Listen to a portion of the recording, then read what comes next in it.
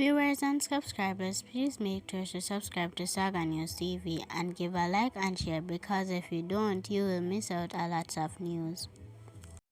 Investigators in the Kingston Western Police Division named 17 persons of interest, who they believe may be able to assist them with ongoing investigation in the division. They are being asked to report to the Denham Criminal Investigation Branch CIB no later than 6 p.m. on Thursday, April 17. They are Chaden Hines, otherwise called Nico of Ramsey Road, Marcel Slew, otherwise called Zila of Ramsey Road, Kemar Fraser, otherwise called Parry of Ramsey Road, otherwise called Baby Boy of Raphael Avenue, a man known only as Dennis, otherwise called Denden of Wellington Road, Kevin Harvey, otherwise called Brains or Shot of Raphael Avenue, Delana Bennett, otherwise called Philly J of Ramsey Road, Romaria Hines, otherwise called CK or Max of Wellington Road, Shanari Mills, otherwise called Skeng of William Road, Dana Thomas, otherwise called Bitters of William Road, Shamari Bart, otherwise called Malik of Sunlight Street, a man known only as the Leo of Raphael Avenue, Christopher Enon, otherwise called Reverend of Ramsey Road, a man known only as Andrew Blacks of Wellington Road, a man known only as Tough Nut of Ramsey Road, known as Chemo or G-Man of Ramsey Road, and Kenny Shagrayam, a woman, otherwise called Fly Fly, of Sunlight Street, all of Kingston 13. Anyone with information on their whereabouts is being asked to call the Denham Police at 876-922-6441 or 876-948-6443, the 119 police emergency number or the nearest police station. A 24-year-old man has been charged after he alleged shooting a television Jamaica TVJ employee with the media worker gun during a ride home last month. Charge is 24 years old John Damerville of Southern Cross Drive, Kingston 17. Reports from the Harborview Police are that at about 9:20 a.m., the TVJ employee was traveling in a vehicle along Seashore Place when he saw the accused and stopped to offer him a ride to his home. While en route, an argument reported developed between the two, and a tussle ensued. It is alleged that Damerville retrieved the media worker licensed firearm from the vehicle, exited and opened gunfire at the complainant. He then escaped on foot in the area. The injured man was assisted to hospital by residents, where he was treated and admitted in stable condition. A report was made to the police and Damerville was arrested and remained in custody. He was officially charged on Friday, April 11, after an interview in the presence of his attorney. His court date has been finalized. A 60-year-old man has been charged by the police after getting into a fight at his neighbor's house. Lawman charged Light Green, a businessman of Daniel Circle, Portmore, St. Catherine, with assault occasioning body harm, malicious destruction of property. Following an incident on Sunday, reports from the Portmore police are that about 4:04 a.m. Green and another man who was at his neighbor's house playing dominoes got into an argument which allegedly became physical. Green reportedly used a glass bottle to hit the man in the head, which caused bruise and swelling. The man's phone was hit from his hand during the tussle, causing extensive damage. Value of the phone was not yet been ascertained. A report was made to the police and Green was pointed out by the complainant. He was charged on Sunday following the complainant's statement. A court date for Green is been finalized. A man is dead after the vehicle he was driving veered off a flat bridge and plunged into the rear curb in St. Catherine on Sunday night. The name of the deceased, who is understood is said to be in his 60s, has not been released. According to the St. Catherine North Police, the incident occurred about 10:50 p.m. CCTV footage showed the white Toyota IS motor truck traveling along the bridge to the direction of the north coast when the vehicle veered left before plunging into the river. The police theorized that excessive speeding, a pure error of judgment, or an intention to divert attention as possible cause of the crash. It is not immediately clear if the deceased was alone, the lone occupants of the vehicle, which remained submerged in the river, at least up to 7 a.m. on Monday.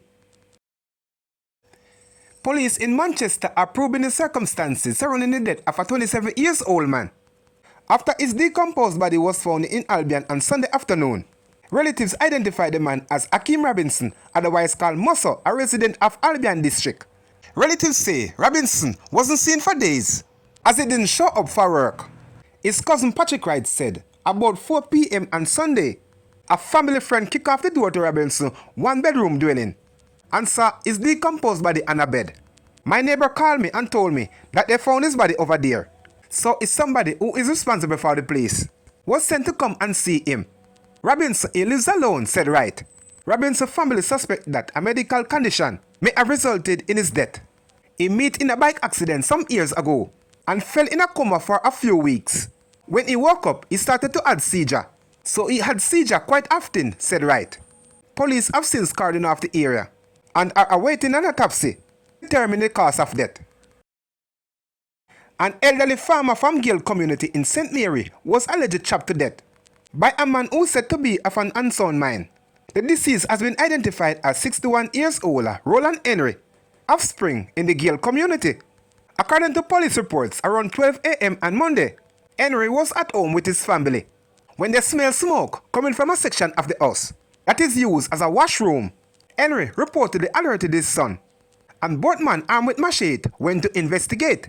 Upon investigating, they saw the alleged perpetrator, 48 years old Wendell Rumcrim Miles, setting a section of the washroom on fire. The man confronted him but was overpowered by Mills, who allegedly used one of the machete to inflict chop wounds to the elder Henry head and feet. The younger Henry escaped unarmed. The police were called and they were apprehended Mills, and he was taken into custody. A resident told the news that he was relieved that Mills is in custody. Boy, I'm glad because I'm a nuisance in the community. Just trouble in giving at the place, said a resident. Mills is said to have attempted to run down another resident a few weeks ago, but his attempt failed when the homeowner and the resident were alerted earlier at the time of the incident. Mills is said to be receiving treatment for his medical condition.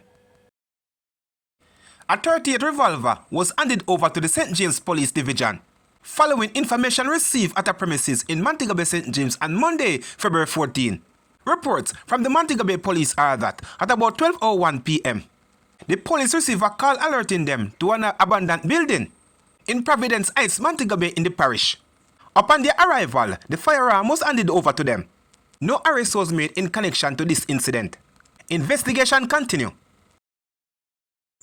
Lawman assigned to the St. Elizabeth Policing Division seized a firearm during a snap raid in Braes River on Tuesday, April 15. According to reports from the Santa Cruz Police at about 1:50 a.m., police acting on information searched a Toyota Voxy motor car. During the search, a Smith & Wesson 9mm pistol with a magazine containing one 9mm cartridge was found. One man has been held in connection with the seizure. A trainee constable collapsed and died on Tuesday morning at the Tranquility Bay Training Center in St. Elizabeth. The deceased has been identified as 35 years old Desmond Thompson, a former district constable who was served as a driver to the chief chaplain. He was undergoing training to officially join the ranks of the Jamaica Constabulary Force JCF. According to reports, Thompson collapsed around 7:30 a.m. while returning to the barracks following a physical exercise session. First aid was administered at the site before he was transported to the Black River Hospital, where he was later pronounced dead. The circumstances around his death are under investigation. 32 years old Ashley Jones, a laborer of Straight Bogey District in Savalama, Westmoreland, has been charged after he was reportedly held with a firearm. Reports from the Savalama police are that at about 10 p.m. on Friday, April 11, lawmen were in the area and noticed a group of men acting in a manner that aroused their suspicion. The men were approached and searched. When the firearm and ammunition were removed from Jones' waistband, he was arrested and subsequently charged with possession of a prohibited weapon and unauthorized possession of ammunition. His court date has been finalized.